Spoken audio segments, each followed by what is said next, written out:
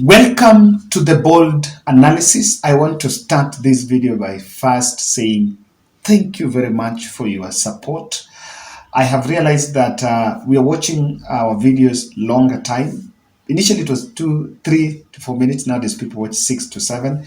It's quite encouraging. It means that you're interacting with the content, and may God bless you. Thank you for that. I want us to head straight to revisit something I had mentioned, and I think I'm going to do thread analysis on this.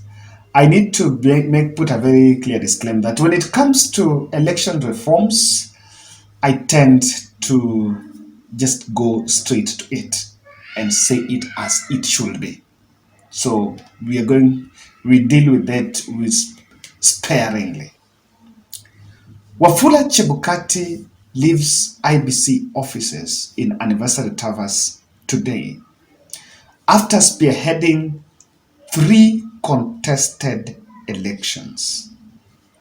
And I've had a glimpse of the submission in his report, and that he sent to the president, calling to form President Ruto to form Boma's inquiry to reveal what, according to him, transpired in Bomas of Kenya on 15th August.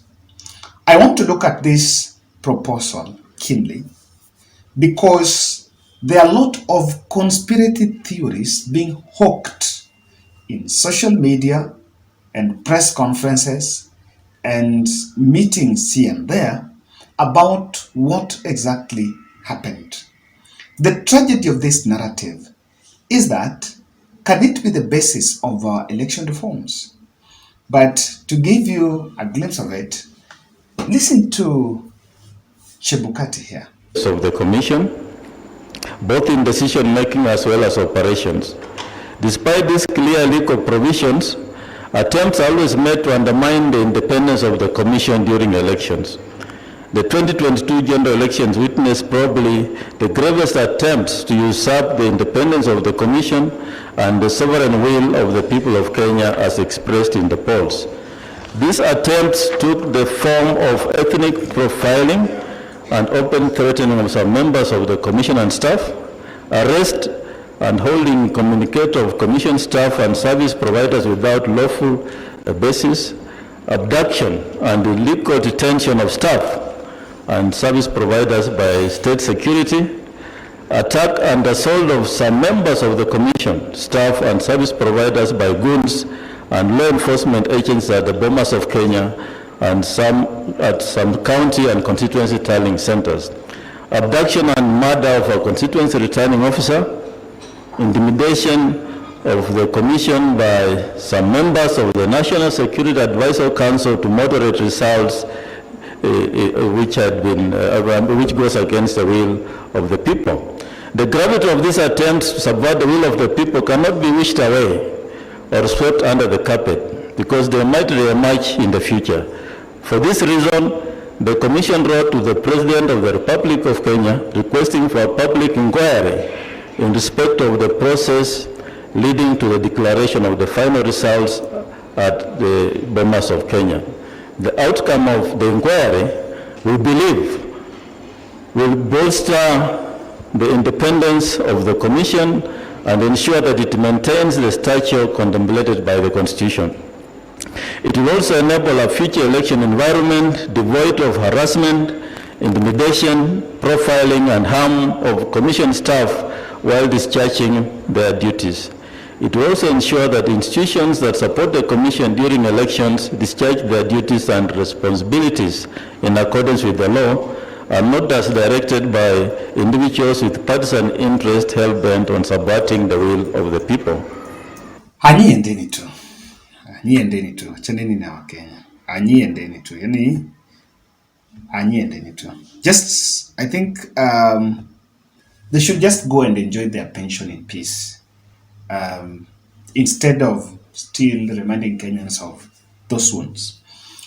While Wafula Chebukati was talking, I was in Twitter and I got this tweet from Pius Kinuthia.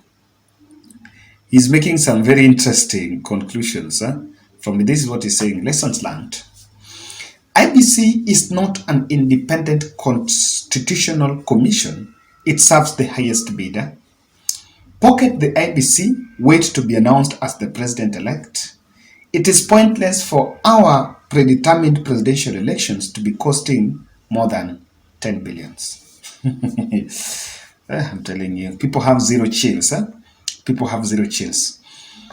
The commission has been in office, especially the three commissioners have been in office for, they have been in office for the last 7 years. And I think it will be fair enough for them to give us a report of their 7 years tenure. Apart from the constitutional, rather apart from the institutional post-election term, post-election report that they've given. Now, I've seen the recommendations of election reforms and I got a bit agitated by them. More questions that people are asking is, what is the essence of that inquiry report? And this is because of some few reasons. In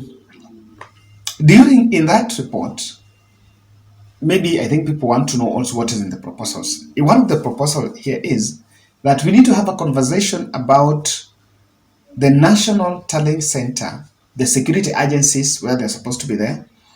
There is recommendations on the media engagement, on coverage, and also the conduct there. And I have a problem. My only issue is this. We need to talk about election reforms, and election reforms should not be reduced to a situational analysis. Analyzing the situation in Bomas of Kenya, advancing all those conspiracy theories are not what is going to give us, is not what Kenyans really need. And this is my position, that what happened in Bomas is what my village, a lawyer from my village, Willie Sotina, will say, piki piki ponke pakamilo disco. That's what it is. And if you want to know that the issue of going about situations is not the way to go, you'll be shocked that there are many situations that have been there when you talk about IBC. And so if the commission would propose for us to look at Bomas, then you need to listen to Raphael told you, this press briefing, so that you know that there are a lot of mini stories. But if you have to take that direction, you have to look at this. That Mr. Chebukati is not a stranger to me. Mr. Gulie is not a stranger to me. And Mr. Molu are not strangers to me. He has made claims of what I said when 10 of us were in that room. All the commissioners were in that room, and Mr. Amos Wako was in that room, and another lawyer, I don't know his name, Oduor, whoever he is. So there are 10 of us in that room. For him to claim that I made some offers to him in front of those 10 is a tara diddle. Is a tara diddle. Petty lie. But I want to go back to the fact that these people are not strangers to me. I want Mr. Chebukati to explain to me and to explain to Kenyans when he came to a secret location to meet with me, and what was that discussion about? At least he's talked about where 10 were. What was the discussion when he came to a secret location to see me in Karen? Number 2, I want Mr. Gulie, or Professor Gulie, and Mr. Molu to explain what they came to do in my house. What was that discussion about? And the drift of that discussion was more of auctioneers rather than commissioners. So this is what we are talking about. That and just to add into that list, there are many situations. There are many situations that comes into it. If we are to go that route, then we may have to start with, why did a commissioner in 2017 leave this country to go and spearhead ballot printing for the re-election? And they left this country, Roselyn Akombe and Abdi Guliye, to head to Dubai. I think they were going to Greece. And on their way, someone had to leave and go to US. And they left. And Roselyn Akombe left the country that way. And that's how we left the commission. And after that, we saw other commissioners leaving and only the three of them remaining in it. It is not lost to this country. And that's why I feel that direction it's not going to serve the purpose.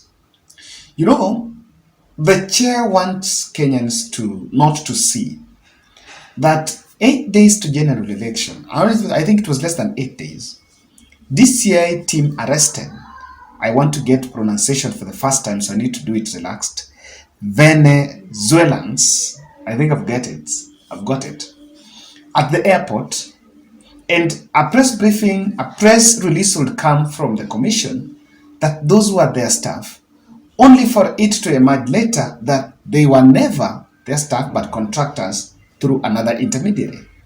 And before we knew, it was a full-blown crisis that brought all the security teams in the commission and government officials together to find a solution. To date, they were repatriated, and their role in the last year's general election remains a mirage. So these are questions. We need also not to forget that before last general election, when I hear people talking about harassment, killing, this and that, we lost one of the most critical election personnel, Chris Musando. Never to go far is what Tuji is talking about. So if we're to go that route, then we'll be talking about mini stories that aren't going to it. I agree with this argument by the commission that we need to ask ourselves in terms of people that are going at the National Talent Center. I agree that center was actually overloaded by just bystanders and noisemakers.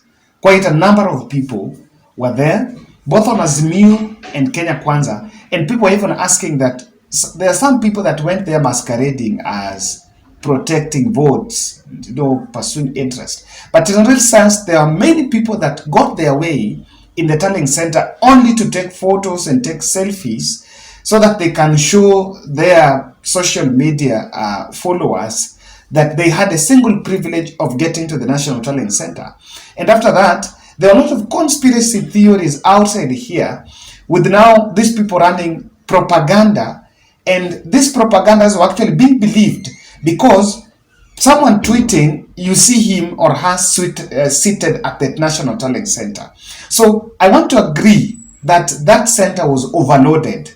Even the media process was overloaded. I don't know why it's bit of that. I know that to some extent they tried to regulate the number of people that got entry there, but because of the high-handedness, it should be there. And their argument is that we also need to look at the level of national intelligence or involvement there. Now, I have seen, and that's why I'm talking about these conspiracy theories. Look at this, what you're seeing in your headline, that newspaper headline. DCI wanted to kidnap Chebukati. I'm like, now look here. We also what happened, and after they left, after that fracas, they left and Chebukati went to the VVIP, at the VIP section, then he came back. So where was it? And if it was this story about kidnapping and all that, all this is just sensationalizing, because what does it add? Okay, it didn't happen. How can you map an intention? How can you map an intention? And yes, it could have been there. There is, and I agree that to some extent, there was a bit of heavy military presence, or there was an influence from the guys in uniform, bit there.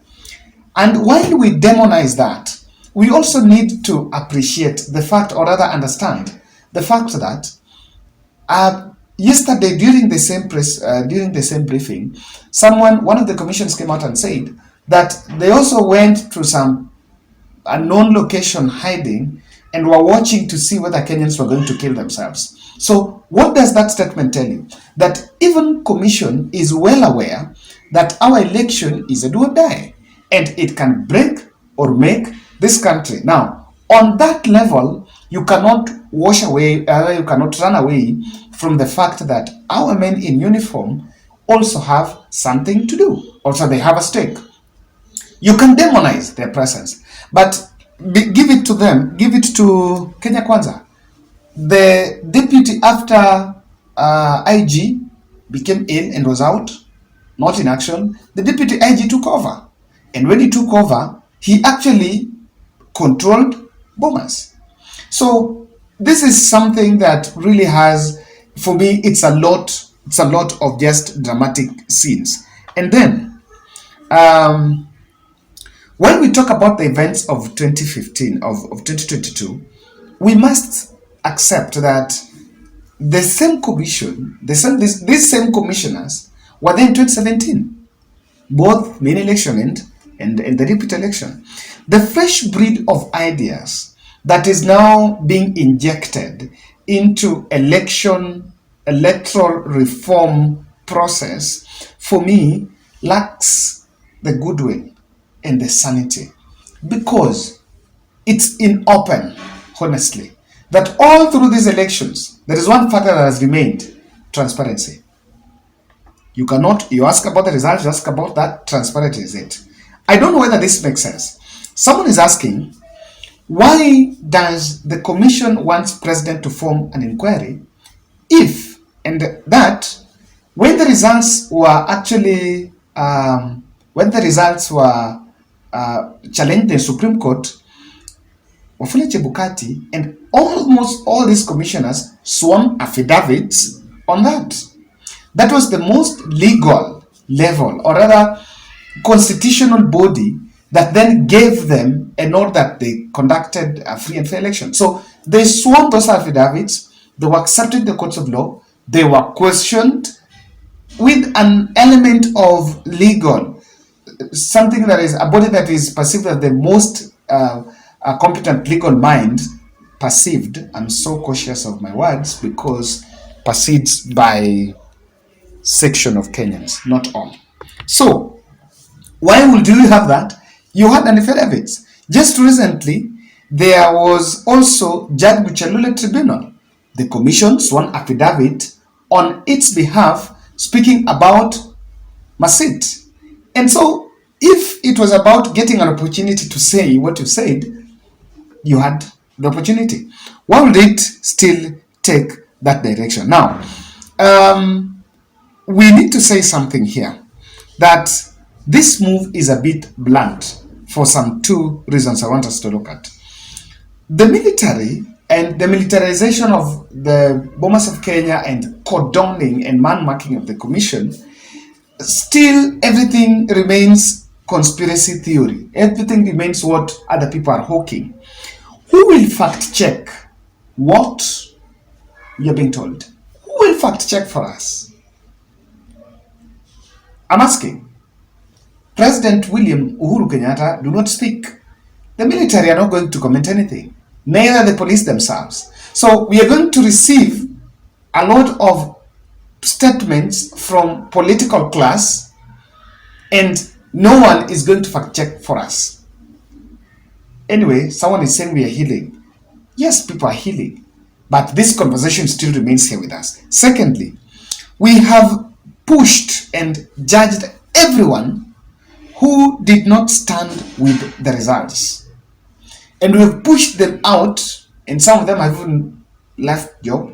We see the commissioners. We've also seen DCI Kinoti being pushed from the DCI headquarters. So where is the strength? How are they going to speak about what happened? On what position? As witnesses, as accused, or as what? Because they're already being accused. So how are they going to give their statement? And what does it portray? What next? So if you do, and you say you bring Chereras and everyone that you think did not go, and the security guys that you think did not do right, and then this inquiry is done, is it going to go to system and the processes, or it will still go to personalities? That is why I believe that ni mwendeni tu. Wakenya wako na amani, and people are accepted, people are going on, just go and enjoy your pension. So this country still move on, because we have a country that, you know, one thing I just believe that the new commission that is coming should embrace is they should be teachable, they should be humble, there is always room for new ideas. The universe is bigger than your view of the universe, and so humility is necessary for the growth. That was the words of Honorable Gideon Keter. Ladies and gentlemen, that's my take. Mimi hawaende tu wapumzike. Story mingi, drama, I think Kenyans are not for that.